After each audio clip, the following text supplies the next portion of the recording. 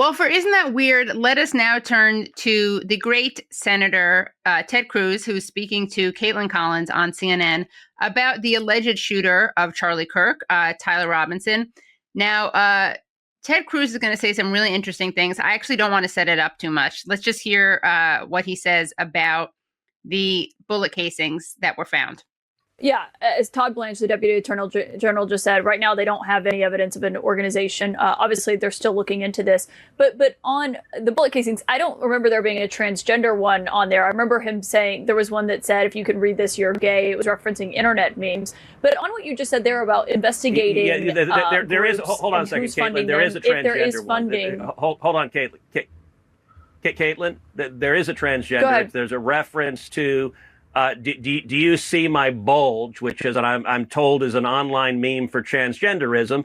And Director Patel testified that the murderer here was living with his romantic partner, who was a transgender man transitioning to being a woman. And so, I mean, honestly, I kind of just wanted to play that clip because it was very entertaining to hear Ted Cruz say that.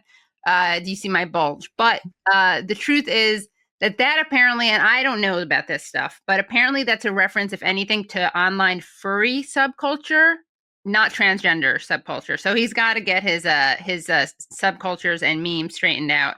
But yeah, it's pretty ridiculous. They're trying so hard to tie this to some kind of transgender agenda. Transgender. I just made up that word, transgender. Look, this is where, to our loyal audience, we have to acknowledge our shortcomings. We're not up on meme culture, furry memes, other memes, video game memes. So this is not we're not gonna be your one-stop shop for memification explanations here. So you have to go elsewhere. But yes, it is very funny to hear Ted Cruz repeat this and then assume this is evidence of a whatever it means, a transgender ideology. Right. Yeah. By the way, I am very happy that apparently there were some references to Bella Ciao, which is a great anti-fascist anthem. And I am so happy to learn that it's a gamer reference. It really, because my mom was freaking out. She's very upset about that. We were very upset when we learned the Bella Ciao evidence, but thank God it's not an anti-fascist thing in this context. Not that it's stopping them from pretending that this is an avowed leftist, but that's what they're going to do. What do we got for terrible? For that terrible, remember the whole thing with TikTok where the Biden administration teamed up with a bipartisan coalition in Congress to basically try to shut down TikTok because TikTok was letting the kids see the wrong thing, namely images of the Gaza genocide that Biden and Congress were supporting. So apparently now we finally reached a good old-fashioned compromise where the U.S. is going to force the owner of TikTok, which is in China, ByteDance, to sell to a new coalition. And let's take a look at TikTok's lucky new owners. TikTok buyers to include Oracle, Silver Lake, and Andreessen.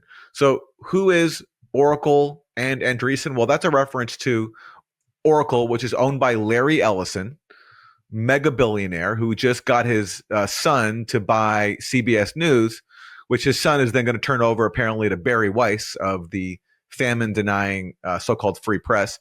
And Andreessen, and that is a firm that is co-run by Ben Horowitz. And who is Ben Horowitz? He's the son of the late neocon pro-Israel fanatic David Horowitz. So basically, don't worry, Israel supporters.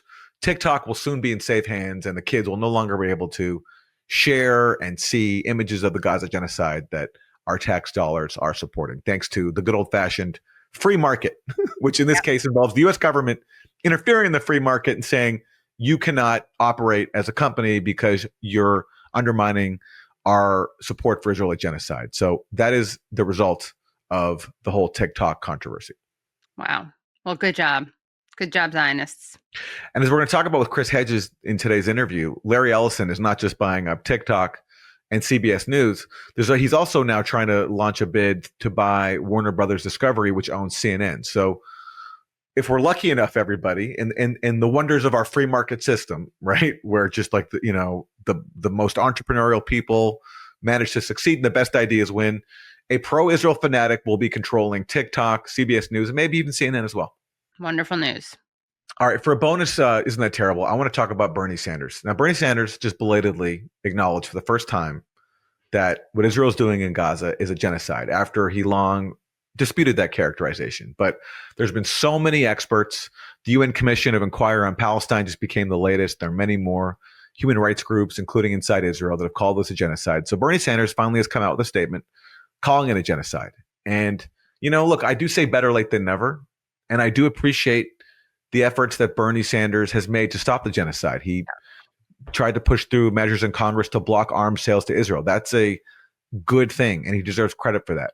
But what is terrible here about this, to me, is that on top of just being very late to the game, which, whatever, like I can let that slide, he's still parroting the Israeli propaganda that is used to wage the genocide. And I want to read some of it. This is the beginning of Bernie Sanders' statement.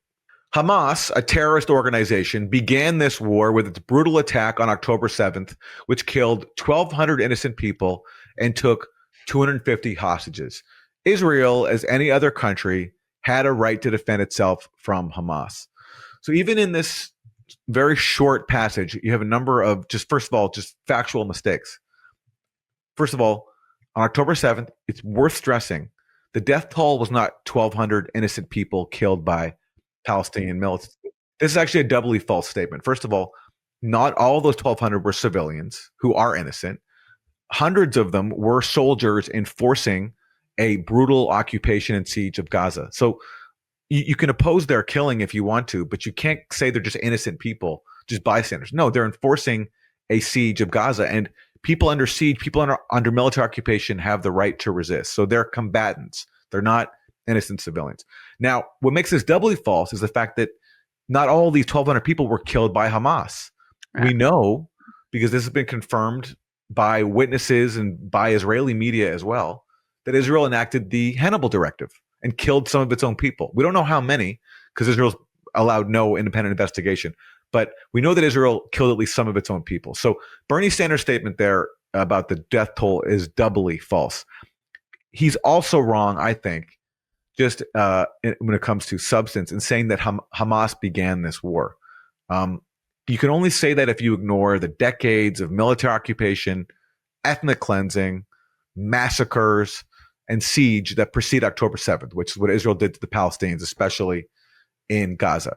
And if you ignore that history, only by ignoring the history can you then claim that Israel had the right to defend itself from Hamas. Because no, actually, if you're imposing a decades-long military occupation and brutal siege, you don't have the right to defend yourself against people who are resisting that occupation. You have the obligation to end the occupation and the siege. Now, that doesn't mean Israel didn't have the right to repel the attacks on October 7th, right? If your innocent people are being attacked, sure, you have the right to defend them. But this idea that Bernie's still endorsing that Israel has the right to go in and bomb Gaza to prevent another October 7th and defend itself from Hamas, no.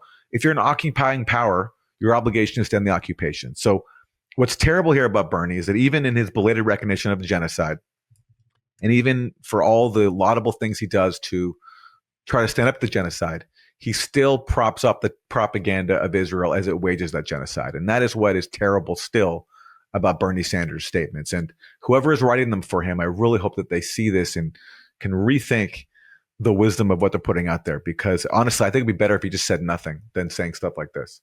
What about if he just said, yes, it's genocide. Have a good day.